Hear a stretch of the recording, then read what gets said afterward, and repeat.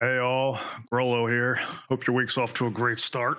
I'm putting this out a day later than planned, and I have no excuse. Did I ever mention my habitual tardiness? I think space time doesn't work in my brain like it's supposed to, or something. I don't know.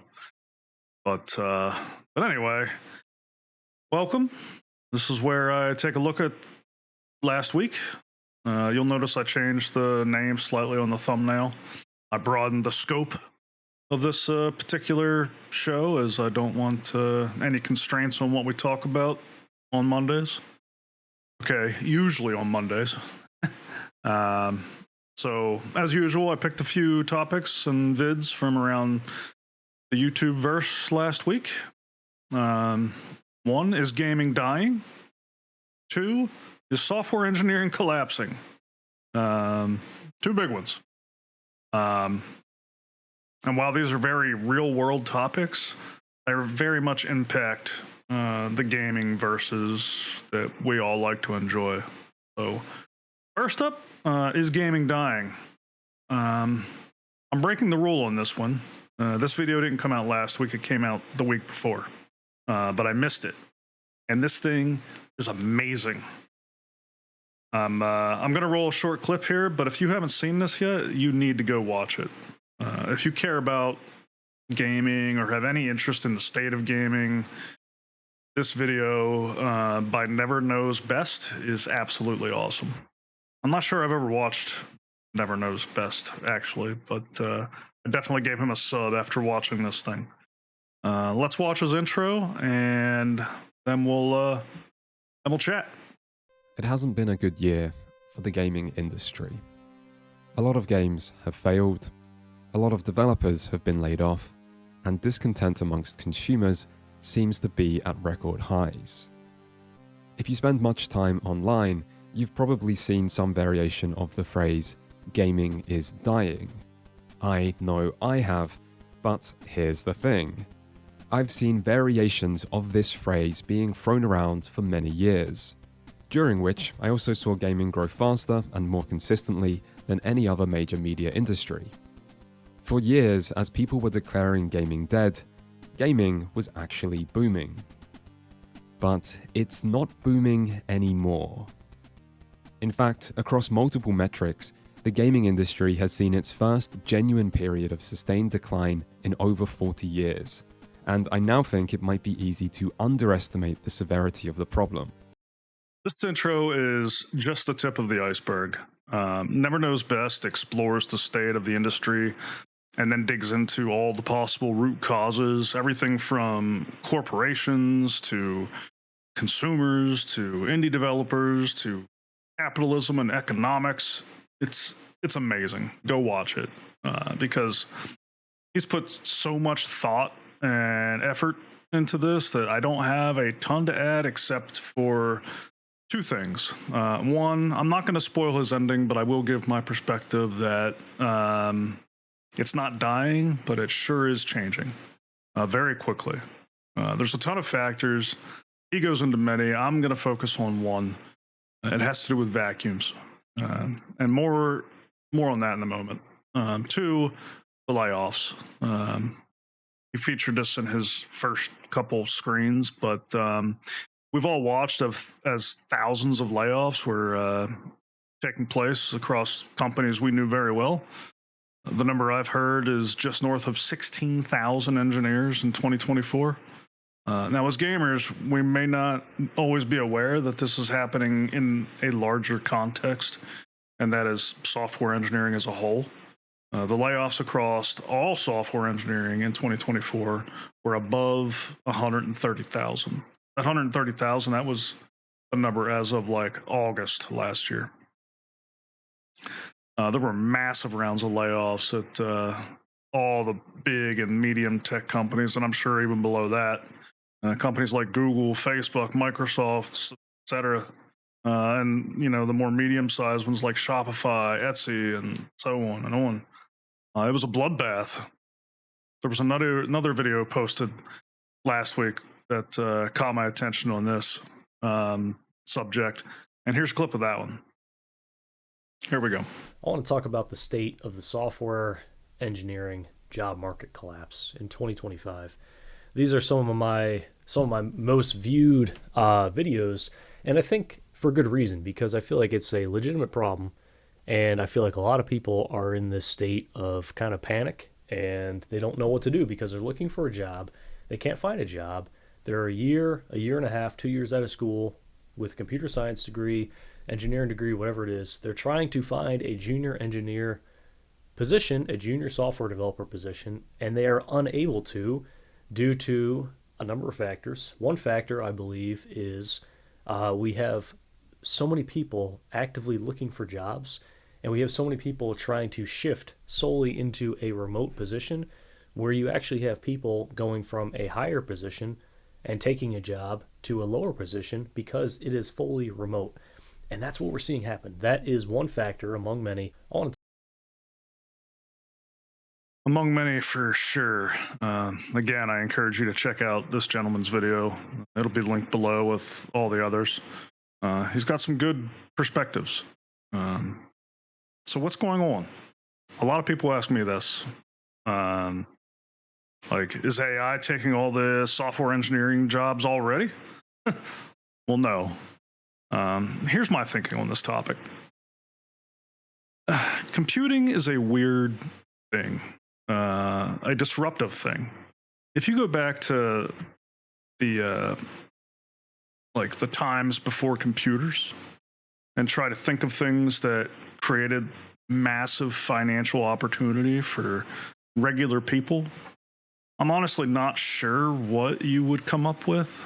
I'm not an economic expert or sociology or whatever, all that fancy stuff. Like, I'm none of those things. So take these thoughts with a grain of salt. But everything I'm aware of, like assembly lines and automotives and et cetera, like they incrementally improved the quality of life and pay. And I'm sure that as the quality of life began to improve for people with things like electricity and lighting and phones, like I'm sure a lot of skilled labor opportunities began to open up for regular people.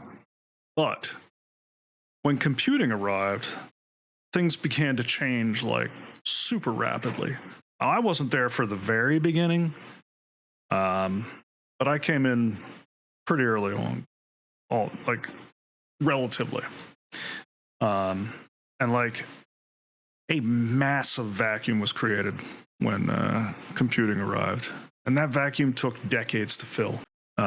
Suddenly, like, someone without a college degree could be making what a doctor or a lawyer was making, right? Those people had like 8+ years of schooling and tuition bills, and some kid skateboarding to work was topping their salaries. Now, it's all supply and demand, and the demand was sky high. Like, no company was without need, no industry could escape it. I can't think of any other disruption in history. Not that I'm a historian or anything, but I can't think of anything that created such like enormous new like opportunity and like economic advantage. If I'm missing something, let me know in the comments, because like I said, I'm not an expert on all this stuff, but like I can't think of anything. Now, here's what filling a vacuum looks like. This is another short clip from Never Knows Best video. Let me roll it here. So, what about indie games? In 2015, some indie developers started to use the term indie apocalypse to describe the state of the market after the introduction of Steam's Greenlight program. Their concerns can be best illustrated by the data. In 2013, 436 new games released on Steam. By 2015, that number had grown to a massive 2,824, a 550% increase. Many worried that this new competition would prevent indie game development from being a viable career, and that was in 2015. Since then, the number of new games has grown to 18,966 in 2024. And this isn't just happening in indie games, it's everywhere in software. You want a service that gives you a Kanban board? There's around 250 of them. How about a service that sends an alert to your phone when something bad happens at work? Dozens to choose from. How about a program to create documents? I mean, thousands, right? This is normal, I think, at least from my perspective. Where there's money to be made, investment and time will be poured in until there's no longer a cent to be made. Speaking of, I have one other clip published last week.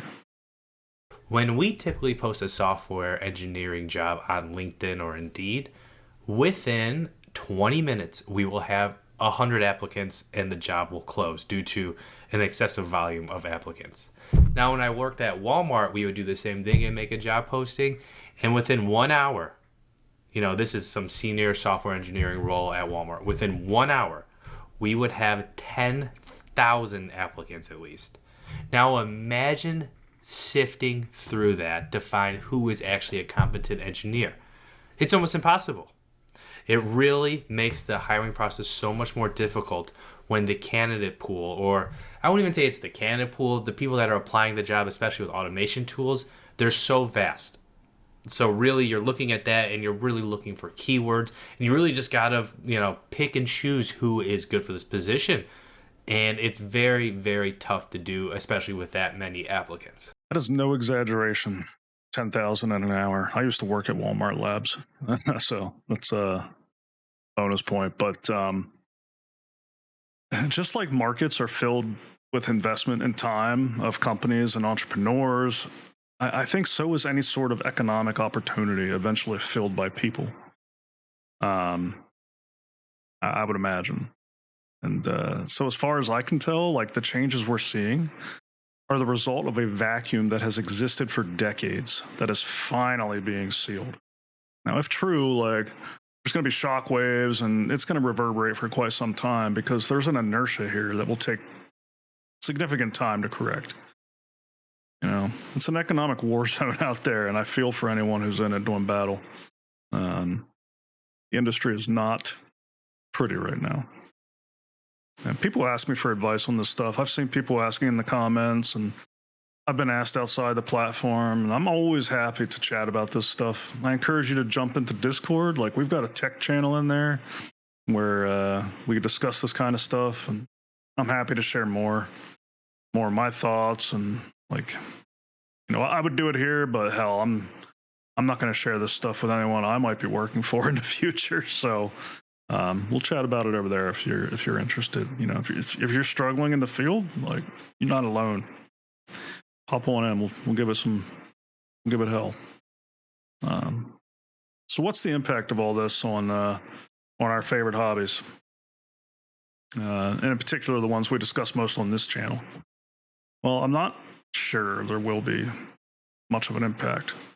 People moving the needle on things like dynamic server meshing or insert system we desperately need here are more senior engineers, ideally working with some more junior engineers so that we can create the next generation of seniors. But there was no shortage of junior engineers before. And if we overrun the space with even more junior engineers or people coming out of college or whatever the case may be, that doesn't change things. We're only getting seniors by hiring juniors and giving them the space and the support to grow. There needs to be this ratio. So flooding the space, as far as I can tell, just makes it more difficult for new entrants to find work while raising the average skill level of new entrants that do get hired. So in that way, I guess we can say the impact is we've got stronger entrants coming into a company as competition for positions increase. But will it be noticeable to consumers? Likely not.